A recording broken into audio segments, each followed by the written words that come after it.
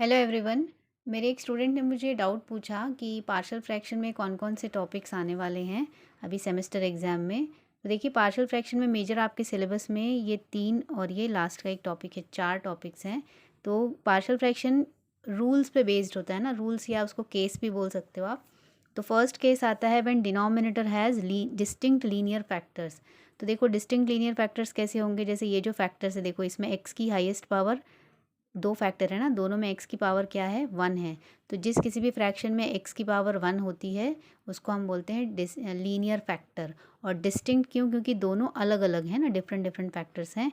एक x-4 है, एक x+1 है, तो इसको हम बोलते हैं डिस्टिंक्ट लीनियर फैक्टर्स। यहाँ पर भी देखो 3x-1/x-4 2x+1, ये दोनों भी क्या है, डिस्टिंक्ट हैं।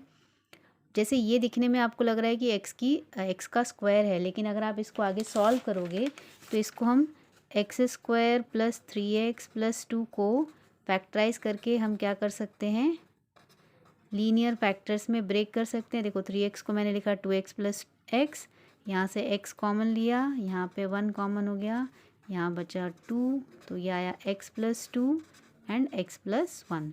तो ये जो हमारा डिनोमिनेटर है इसको हम ऐसे दो लीनियर फैक्टर्स के फॉर्म में ब्रेक कर सकते हैं, x² + 2 and x+2 and x+1 के फॉर्म में। तो ये भी हमारा क्या है, डिस्टिंक्ट लीनियर फैक्टर का ही एग्जाम्पल है। सेकेंड केस है हमारा when denominator has repeated linear factors. Linear factors तो रहेंगे लेकिन वो रिपीट हो रहे हैं, जैसे ये है 2x + 3/x² इंटू x-1। एक तो हमारा लीनियर है और ये x² जो है ना, आपको लग रहा होगा ये क्वाड्रेटिक है क्या, नहीं, x² है, तो ये x² क्या है, रिपीट हो रहा है, 2 बार आ रहा है ना, x इंटू एक्स। तो इसको हम बोलते हैं repeated linear factor. Second example है x-1 होल स्क्वायर है, तो x-1 होल स्क्वायर का मतलब क्या होगा, x-1 इंटू x-1, ये तो रिपीट ही तो हो रहा है, इसका स्क्वायर है। तो इस तरीके से ये हमारा क्या है, रिपीटेड लीनियर फैक्टर। ये भी क्या है, रिपीटेड लीनियर फैक्टर। ये डिस्टिंक्ट है और ये है रिपीटेड लीनियर फैक्टर।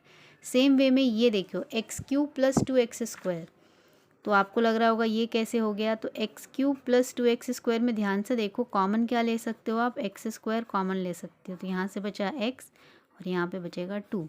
तो ये रिपीटेड है ये वाला फैक्टर, और ये x+2 डिस्टिंक्ट लीनियर फैक्टर है।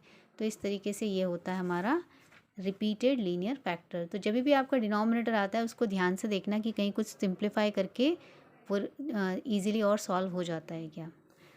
केस 3 होता है when denominator has distinct irreducible quadratic factor. Distinct और इररेड्यूसिबल होना चाहिए। जैसे देखो ये x² + 2 है, ये क्या है, इररेड्यूसिबल है, x² + 2, क्योंकि कोई भी फॉर्मूला अप्लाई करके इसको आप और सिंपल फैक्टर्स में ब्रेक नहीं कर सकते।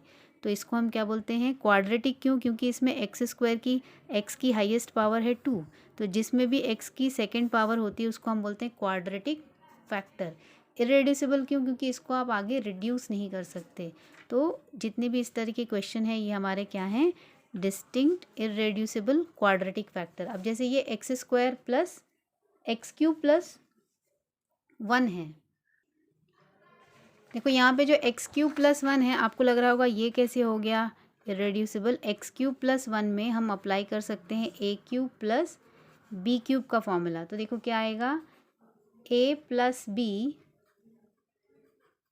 ये होता है a + b a² - ab + b², ये फॉर्मूला होता है। तो यहाँ पे अप्लाई कर दो x³ + 1 में, तो क्या हो जाएगा, 1 को हम 1³ लिख सकते हैं, तो ये हो जाएगा x+1 x² - x इंटू 1 + 1², ये हो गया x+1 x² - x+1। देखो ये तो हमारा डिस्टिंक्ट लीनियर फैक्टर है, ये क्वाड्रेटिक इररेड्यूसिबल है, क्योंकि x² - x+1 को आप फैक्टराइज नहीं कर सकते। तो ये भी जो क्वेश्चन है हमारा क्या है, डिस्टिंक्ट इररेड्यूसिबल क्वाड्रेटिक फैक्टर। और लास्ट का एक टाइप ऑफ पार्शियल फ्रैक्शन होता है, partial fraction of improper fractions.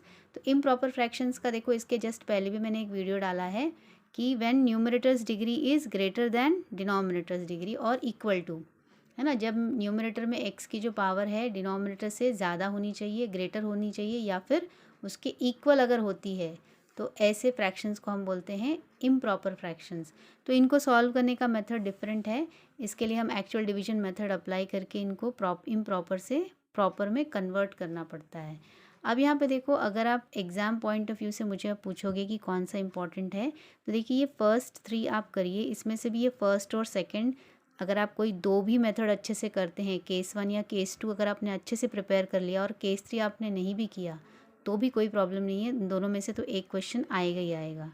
लेकिन अगर आपको लग रहा है कि नहीं मुझे बहुत अच्छे से प्रिपेयर करना है, तो ये फर्स्ट केस 1, केस 2 और केस 3 करो। आप ये वाला इम्प्रॉपर फ्रैक्शन को आप स्किप भी कर दोगे तो भी कोई प्रॉब्लम नहीं है, ये जनरली बहुत कम आता है ये वाला टॉपिक। ठीक है, देखो आप करना चाहे तो सब कुछ कर सकते हैं, लेकिन आपने मुझे पूछा था कि क्या पढ़ना है as an exam point of view, तो उस सेंस में मैं बता रही हूँ कि अगर आपने कोई 2 केसेस भी कर लिए तो उसमें से भी एक क्वेश्चन तो 100% आ ही जाएगा, नहीं तो आप फर्स्ट 3 केसेस कर लो, ये लास्ट वाला केस छोड़ दोगे तो भी चलेगा। सो इस तरीके से ये हमारा हो गया पार्शियल फ्रैक्शन का कुछ इंपॉर्टेंट टॉपिक्स मैंने आपको बताया है। तो आई होप आपको ये अच्छे से क्लियर हुआ रहेगा। और भी कोई डाउट हो तो प्लीज़ मुझे पूछिएगा। Thank you and bye bye, best of luck.